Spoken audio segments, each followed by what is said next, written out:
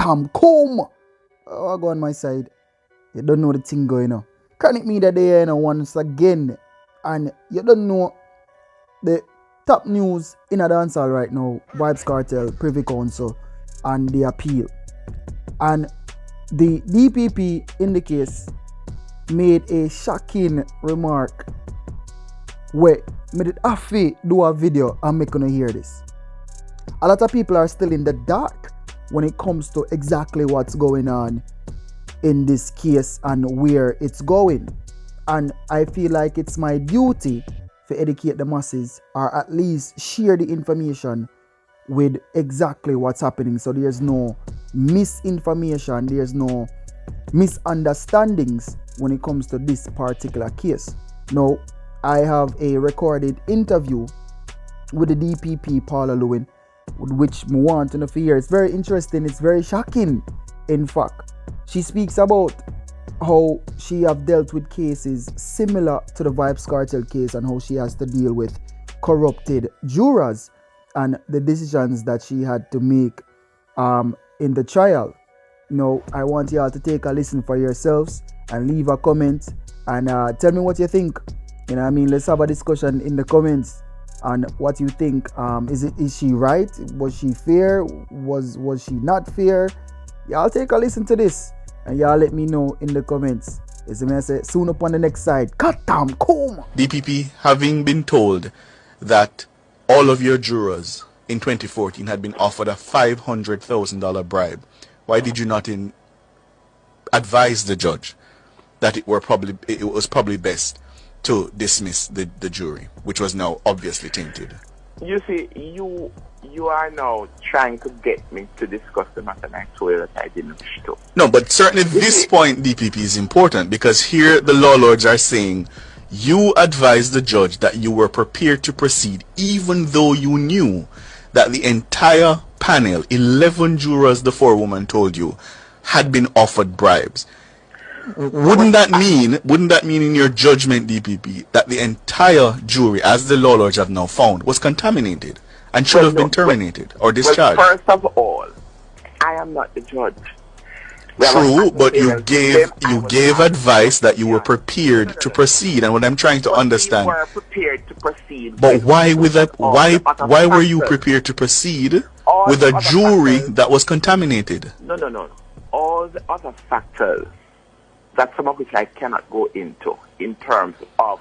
So you were thinking about cost. You were thinking about how long the matter had been going. Also thinking of security issues. There were a lot of other issues that we cannot go into the public domain, and what our information from the foreman was, what she was saying, was that all of the attempts had to do with acquittal. Clearly, if it had been the other way, we would have, clearly, given the overriding objective of any case, which is fairness to the accused. But what would have been perhaps planted in the mind of the jurors is, okay, you need to acquit. And remember that these persons, at least two of them, are very famous. So it would have been, as far as the prosecution, when we discussed it, we would have been those ones at a great disadvantage.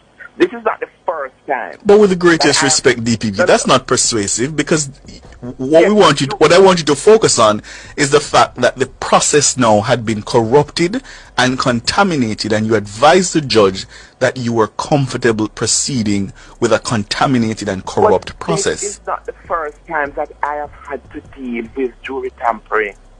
And be that as it may, in the exercise of your judgment, why did you not see it fit to bring to an end a matter that had been corrupted? After 64 days of trial?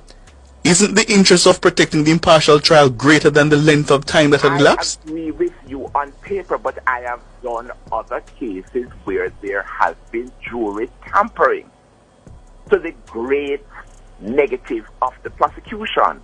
I have seen cases, I've seen jury inquiries where the juror, having been questioned, it was quite clear that it was either an accused person or an accused person's relative that approached the juror. And the juror was able to indicate to the court that it did not make any difference. He would still be able to have an impartial situation in his mind. I have had the experience. I've prosecuted many cases. And when asked, I have indicated that we don't have any problem. So in other words, we are prepared to take our chances and just try to make sure that you have a very powerful address. But this, what happened in a couple of the cases I've dealt with, didn't happen during summation. It happened before we got to summation. So I have had the experience before of jury tampering.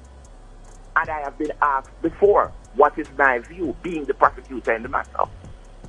And even after the inquiry, it's a judgment. It's quite clear that you don't know if the juror is telling you everything about the encounter with the relative of the accused, but you are willing to take the chance nonetheless. So it has happened. I mean, both myself and Mr. Taylor, who was the prosecutor, we didn't drop from the sky. It's not the first case that we are both having to deal with. And in our experience, we have had to deal with cases where you have issues arising. With the benefit of hindsight, do you regret the submissions you made? You are not going to get me there. You are not going to get me